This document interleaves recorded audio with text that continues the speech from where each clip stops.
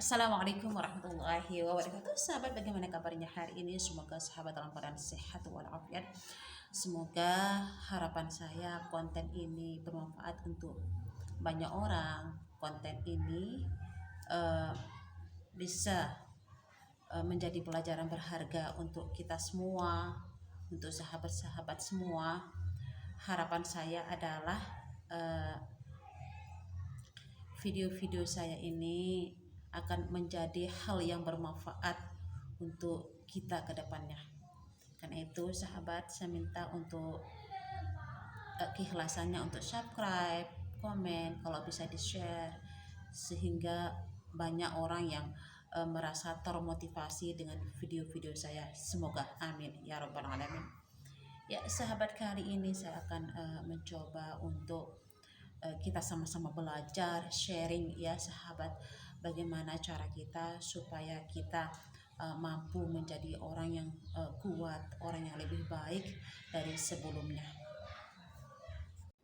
Assalamualaikum warahmatullahi wabarakatuh. Jangan lupa untuk di subscribe, comment, like, and share supaya saya lebih semangat untuk membuat video-video yang lebih menarik untuk Anda. Terima kasih.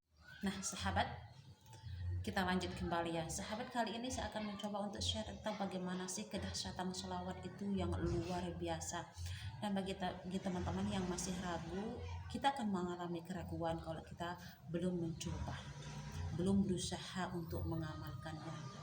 Sholawat, kedahsyatan sholawat sudah saya rasakan banyak perubahan dalam hidup saya, terutama kita kuat dalam menghadapi cobaan hidup. Sahabat, semua kita punya masalah, semua kita dapat ujian dari Allah Subhanahu wa Ta'ala, dan ujian kita pun berbeda-beda sesuai kemampuan kita. Kita dalam berumah tangga, khususnya kita sebagai perempuan, ibu rumah tangga, banyak sekali ujian yang diberikan kepada kita. Kita kadang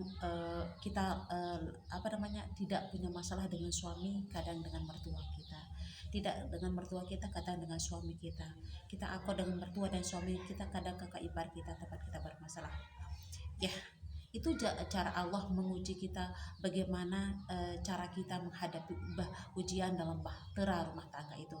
Nah, salah satu cara kita supaya kita kuat, supaya kita tangguh dalam menghadapi ujian itulah kita lebih memperbanyak sholawat. Sholawat akan memperkuat jiwa kita, akan membuat batin kita kuat untuk menghadapi semuanya sahabat.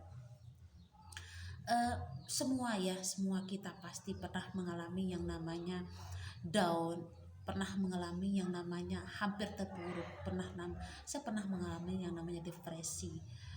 Saya merasa bahwa hidup saya ini seperti penuh dengan ujian. Saya merasa bahwa hidup saya ini paling berat.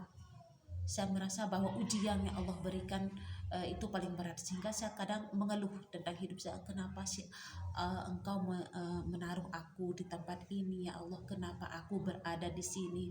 Kenapa aku harus berada di keluarga ini? Sampai kapan ya Allah aku di sini? Sampai kapankah aku bertahan di sini? Sehingga itu yang menyebabkan aku down, stres, dan menyebabkan aku sakit lambung setahun lamanya. Ya, stres dengan kehidupan. Tapi ya seiring waktu, mungkin akibat doa orang tua kita yang selalu mendoakan kita, akhirnya Allah memberikan jalan untukku untuk lebih dekat dengannya, untuk lebih memperbanyak sholawat, istighfar, sholat tengah malam. Akhirnya aku bisa merasakan yang namanya, oh ini loh hidup ini. Berarti Allah menaruh aku di sini karena Allah tahu aku itu kuat. Allah menaruh aku di sini karena Allah lebih tahu itu yang terbaik buat aku. Akhirnya sedikit sedikit demi sedikit aku mengenal arti kehidupan yang sesungguhnya. Aku mengetahui bahwa apa yang aku jalani, apa yang aku hadapi ini adalah ujian yang Allah berikan, dan di balik ujian nanti ada sesuatu yang luar biasa yang Allah berikan untukku. Nah, alhamdulillah aku bisa mengerti tentang hidupku saat ini, dan sehingga aku bisa lebih kuat karena aku berusaha untuk, ketika aku lupa untuk mengamalkan sholawat kayak ada seseorang yang mengingatkan kita untuk mengamalkan kembali. Ada sesuatu yang seperti lupa, itu kalau kita sudah terbiasa ya sahabat, ada sesuatu yang seperti kita lupa lakukan. Yang paling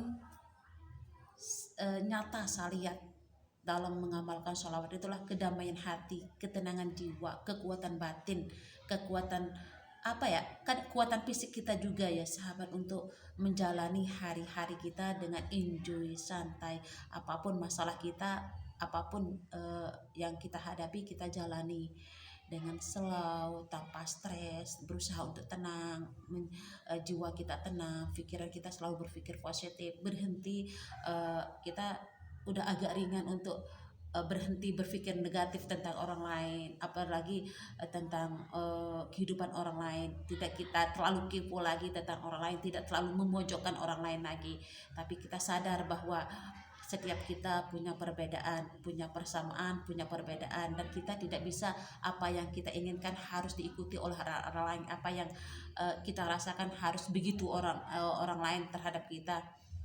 Ternyata tidak sahabat, kita harus mengerti diri kita harus berusaha untuk mengerti orang lain, karena kita setiap manusia itu berbeda-beda, tidak bisa sama. Itu yang harus kita pahami, sehingga kita bisa memaafkan diri kita, bisa memaafkan orang lain, berhenti untuk suudzon terhadap orang lain, dan berhenti untuk suudzon terhadap Allah Subhanahu wa Ta'ala. Nah, seperti kita ketahui bahwa sahabat, rezeki itu bukan hanya berasal dari rezeki harta semata, tapi yang paling penting adalah rezeki iman, rezeki ketenangan jiwa, itu yang utama. Walaupun banyak harta berlimpah-limpah, kalau kita tidak bisa mengontrol jiwa kita, hati kita belum tenang, kita selalu sakit-sakitan, apalagi hati kita selalu sakit dengan terlalu iri, selalu dendam dengan orang lain, maka itu tidak akan pernah menyelesaikan masalah dalam hidup kita. Bahkan kita akan semakin terpuruk, bahkan kita tidak akan merasakan yang namanya kedamaian hati, yang namanya rezeki ketenangan, tidak akan kita dapatkan. Yang paling penting ya sahabat, hati kita, jiwa kita, bagaimana bisa kita berdamai dengan diri kita, bagaimana kita bisa berdamai dengan keadaan, bagaimana kita berdamai dengan lingkungan kita, dengan keadaan di sekitar kita, biar kita tidak selalu menyalahkan diri kita sendiri, menyalahkan orang lain, dan tentunya jangan sampai kita menyalahkan Allah terhadap hidup kita. Karena itu sekarang cobalah sahabat untuk berusaha untuk walaupun 10 lah minimal setelah sholat fardu, sholawat nariyah kah, sholawat munciyat kah, sholawat Jibril minimal. Kalau minimal ya, sholawat Jibril kan pendek ya, sallallahu alaihi Muhammad, minimal baca 100 kali setelah sholat fardu. Atau kalau memang Anda baca bisa baca yang sholawat yang lebih panjang seperti sholawat Ibrahimiyah, usahakan untuk selalu menghafalnya 11 kali. Amat doif lah kalau kita tidak hafal yang nama sholat Ibrahimiyah, karena itu adalah sholawat yang harus, tidak sah lah sholat kita kalau tidak kita hafal sholawat Ibrahim, karena itu ada di tahiyat akhir, bacaan tahiyat akhir kita. Karena itu di samping ada di sholat fardu, silahkan untuk amalkan setelah sholat fardu itu, setelahnya itu 11 kali, atau sholawat nariyah itu paling mujarab juga. Saat dengar sholawat fatih itu ada suatu hal yang luar biasa yang saya rasakan setelah selalu mengamalkan 2 sholawat itu, sholawat Ibrahim sholawat nariyah sama sholawat fatih. Silahkan Anda cari di Google, bacaannya akan tertera di sama-sama artinya. Sholawat fatih itu berdasarkannya luar biasa. Kalau bisa juga sholawat Jibril 1000 kali kalau bisa ya sahabat. Kalau Anda istiqomah, akan ada keajaiban yang akan Anda rasakan seterusnya. Yakin tidak yakin, memang harus kita yakin, karena kenyataannya akan Anda rasakan kalau Anda sudah istiqomah melaksanakannya. Oke, terima kasih, semoga bermanfaat. Assalamualaikum warahmatullahi wabarakatuh.